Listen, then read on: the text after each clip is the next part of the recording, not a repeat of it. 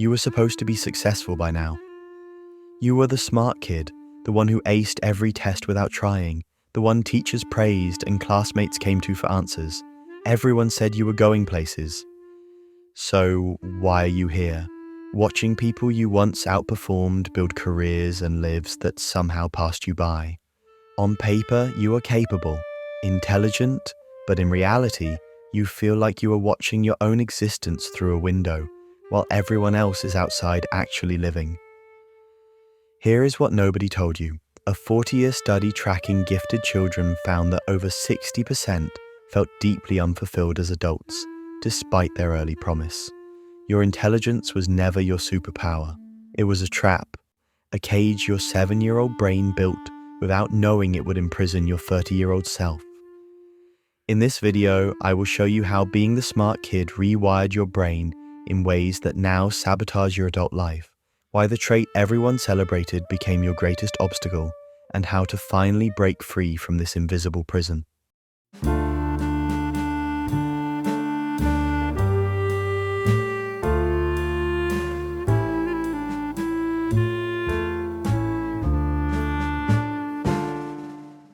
In 1925, a boy named William James Sidis could read newspaper headlines at 18 months old.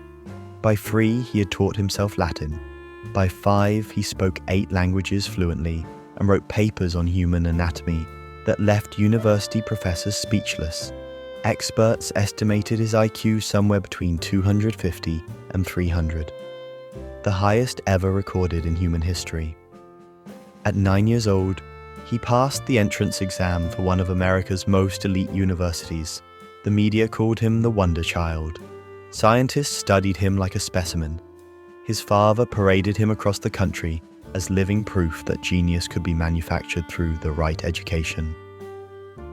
But something was fracturing beneath the surface that nobody wanted to see.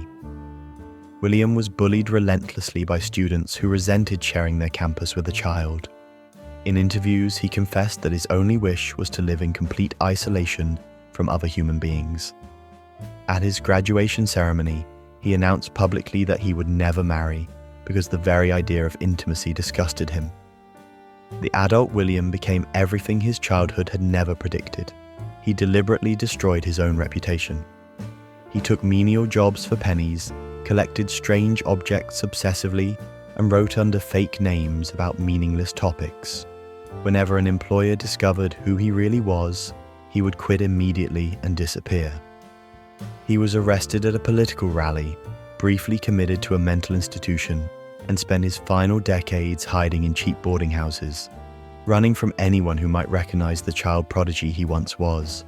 When a magazine tracked him down and published a mocking article about the fallen genius, he sued for invasion of privacy. He lost. William James Sidis died alone in a rented room in 1944. No friends, no family, no legacy worth mentioning, just a 46-year-old man whose extraordinary mind had become his greatest curse. For nearly a century, we dismissed William as an anomaly, but recent research has revealed something disturbing. He was not an exception. He was an extreme example of a pattern affecting millions of former smart kids who quietly struggle through lives that feel smaller than they were supposed to be. And the answer begins not with genius itself, but with how a child's identity forms. Most people do not realize that children have no concept of self until around age 2. This is when you first recognize yourself in a mirror and understand that there exists a separate entity called me. By age 4, you can describe yourself, but only in concrete terms. I have brown hair, I live in a blue house, I like chocolate ice cream. But then something profound happens between ages 5 and 8. Your brain develops what psychologists call trait thinking, the ability to observe patterns in your own behavior and create stable concepts about who you are. This is the precise moment when your teacher's casual comment of, "Wow, you are so smart," transforms from just words into psychological architecture.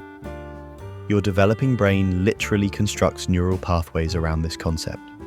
Every time someone praises your intelligence, those pathways strengthen, like water carving canyons into rock over millions of years, except this happens in months.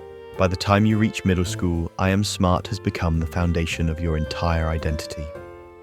Between ages 8 and 11, you enter what developmental psychologist Erik Erikson called the industry versus inferiority stage. You are constantly comparing yourself to peers, desperately searching for what makes you special, what makes you valuable, what makes you worthy of love and attention. And because your prefrontal cortex will not fully develop for another 15 years, your young mind settles on the simplest available answer. These are not conscious choices. You did not wake up one morning and decide to construct your entire personality around being intelligent. Your brain simply noticed patterns and optimized for survival. When I score well on tests, adults smile at me. When I know the answer, I feel powerful. When others struggle and I do not, I matter. Your efficiency-seeking brain consolidated all these observations into a single load-bearing identity. I am the smart one.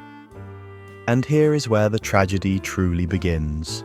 Once this identity crystallizes, your brain develops what I call confirmation bias on steroids. Every single experience gets filtered through this one lens. Got an A? Proof you are smart, struggled with something. That subject must be beneath you anyway. Other kids asking for help? Validation, nobody asking for help? They must be intimidated or jealous. By adolescence, when your brain undergoes its second major reorganization, these childhood identities should theoretically become more nuanced. You should develop the capacity to think I am capable in some areas, I struggle in others, and that is perfectly acceptable. But if you spent an entire decade protecting and reinforcing your smart kid identity, your teenage brain does not evolve. It doubles down. The identity stops being something you have, it transforms into something you are. Psychologists call this the identity trap. An adaptation that made perfect sense for your 7-year-old mind becomes a prison for your 27-year-old self. The very mechanism that helped you as a child make sense of a chaotic world now prevents you from fully experiencing it. If this is hitting close to home, type 1 in the comments. If you built your entire childhood identity around being the smart kid and now feel stuck as an adult, type 2. I want to know how many of us share this invisible wound. Now, you might be thinking this sounds like typical self-help psychology. Another video explaining why your problems are not your fault.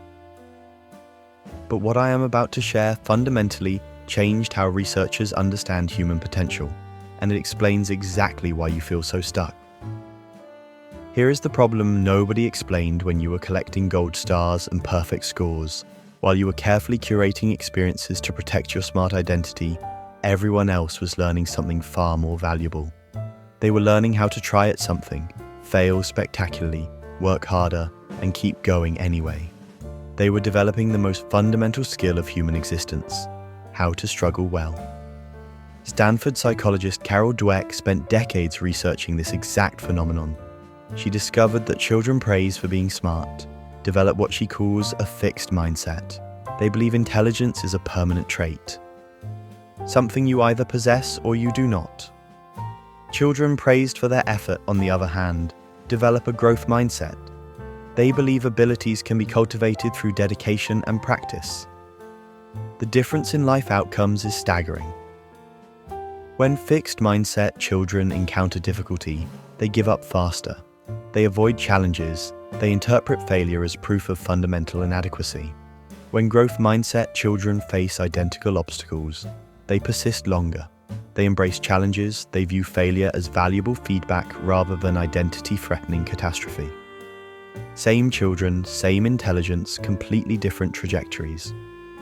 This is why experts now recommend praising effort over ability. Tenacity, persistence, the willingness to improve. These are the meta skills that make all other skills possible. But you never developed these skills. Why would you? You were the smart kid. You spent your early years avoiding failure like it was radioactive. Every time you encountered something difficult, you faced a terrifying choice. You could struggle, risk exposing that maybe you are not actually that intelligent, and watch your entire identity crumble. Or you could pivot, avoid, withdraw, preserve the illusion. You chose the illusion, almost every single time.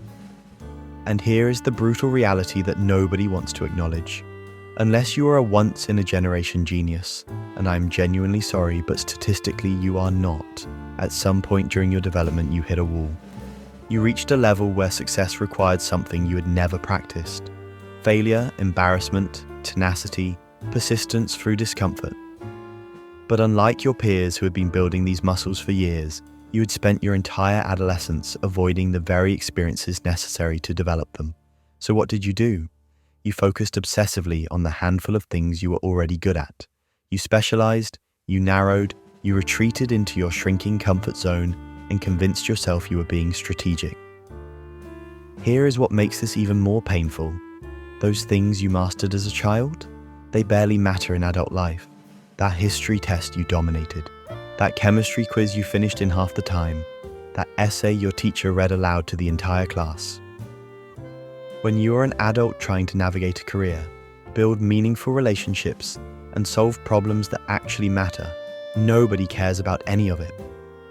The adult world rewards completely different capabilities: persistence when everything feels impossible, collaboration with difficult personalities, emotional regulation under intense pressure, the humility to learn from people who know more than you, and you never developed any of these because you were too busy protecting your identity as the intelligent one.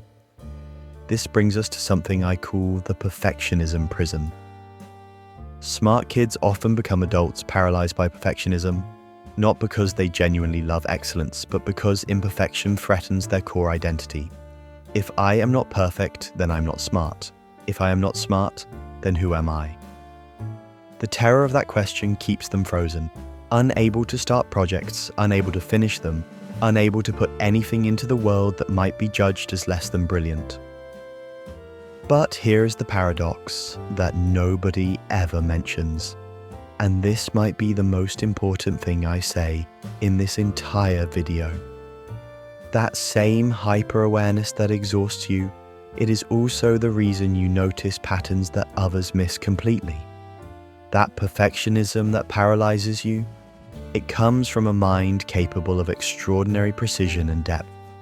The capacity for intense focus that isolates you is the same capacity that allows you to understand complex systems at levels most people will never reach. Your sensitivity is not weakness, it is perception. Your overthinking is not dysfunction, it is processing power. Your difficulty with small talk is not social failure.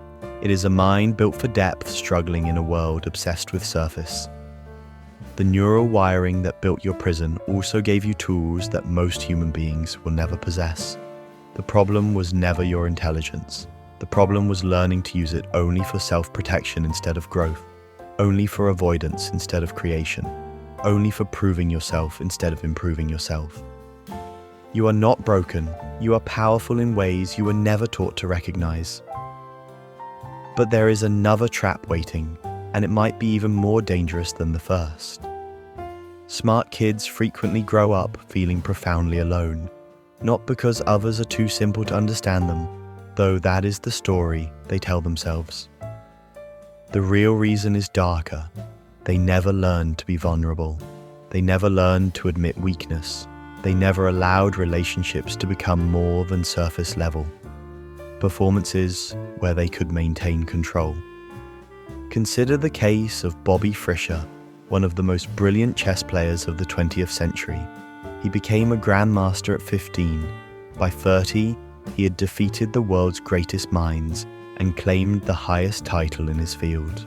His cognitive abilities were extraordinary, capable of calculating dozens of moves ahead while simultaneously dismantling his opponents psychologically. But Fischer viewed every human interaction as competition. He once said his greatest pleasure was breaking a man's ego. His total inability to connect with anyone as anything other than an opponent to destroy eventually consumed him. After reaching the absolute pinnacle, he forfeited his title and vanished for 2 decades. When he resurfaced, he had descended into conspiracy theories and praised acts of violence. He died in exile alone, refusing even medical treatment in his final days. His reported last words were these: Nothing is as healing as the human touch, a devastating recognition from someone who spent his entire existence avoiding exactly that. As the smart kid who grew up isolated, you likely surrounded yourself with people who made you feel superior rather than people who challenged you to grow. Not consciously, not arrogantly. It simply felt safer. Relationships where you were clearly the intelligent one allowed you to maintain your identity without risk. And here comes what I call the comparison spiral. You spend your 20s watching former classmates you once dismissed build successful careers, fulfilling relationships, and meaningful lives. Each observation triggers the same agonizing question. How are they winning when I am supposed to be the smart one? So you cope the only way you know how.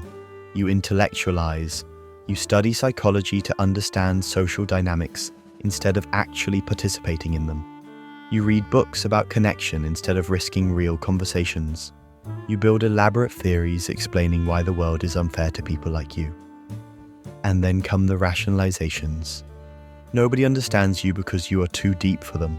People are threatened by your intelligence. Society does not value real thinking anymore. Eventually, the identity erects its final wall. None of this is my fault. I am the victim. This mindset does not just keep you stuck. It makes you invisible to anyone who could actually help. So, how do you escape this trap that has been suffocating you for decades? First, and this might be the hardest thing you will ever do, stop identifying as the smart kid. I mean genuinely stop, not the false humility version where you claim to be ordinary while secretly believing you are exceptional for recognizing your limitations. I mean actually accepting that you might not be as intelligent as you always believed. Here is a truth that will set you free. If raw intelligence was sufficient, you would already have the life you want. Intelligence is not a fixed trait assigned at birth. It is a collection of skills, and like all skills, they develop through practice, failure, and growth. The moment you stop protecting your smart identity is the moment you can finally begin the work required to become genuinely capable. Second, assume everyone you encounter knows something you do not. Because they do. Every single person has experienced things you have not, learned lessons you missed, and developed capabilities you lack. When you meet someone new, stop performing intellectual dominance. Just listen. Let people discover your capabilities naturally, or better yet, let them never fully know. Be curious instead of impressive.